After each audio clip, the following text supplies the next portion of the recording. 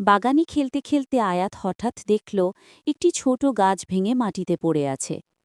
গাছটিকে দেখে তার মনটা কেমন যেন করে উঠল। সে আর দেরি না করে দৌড়ে গিয়ে গাছটিকে আলতো করে তুলে আবার মাটিতে পুঁতে দিল। তারপর নিজের পানির বোতল খুলে গাছটিকে জল দিল। সেদিন থেকেই আয়াত গাছটির যত্ন নেবার দায়িত্ব নিজের কাঁধে তুলে নিল। প্রতিদিন খেলাধুলার ফাঁকে এসে গাছটিকে জল দিত, মাটিটা ঠিক আছে কিনা দেখত, আর গাছটির সঙ্গে কথা বলত। তুমি ঠিক হয়ে যাবে, আমি আছি। আয়াতের নিয়মিত যত্নে ধীরে ধীরে গাছটি আবার সোজা হয়ে দাঁড়াল। পাতাগুলো ঝকঝকে সবুজ হয়ে উঠল।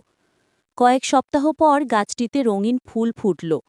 পুরো বাগানটা যেন হাসি দিয়ে ভরে উঠল। একদিন আয়াতের মনে হল গাছটি যেন তাকে মিষ্টি করে বলছে, থ্যাংক ইউ আয়াত। এটা শুনে আয়াত লজ্জা পেয়ে হাসল এবং বলল, ধন্যবাদ তো আমাদেরই তোমাকে বলা উচিত। তোমরা গাছরা সবার জন্য অক্সিজেন দাও, তাই আমরা বাঁচি।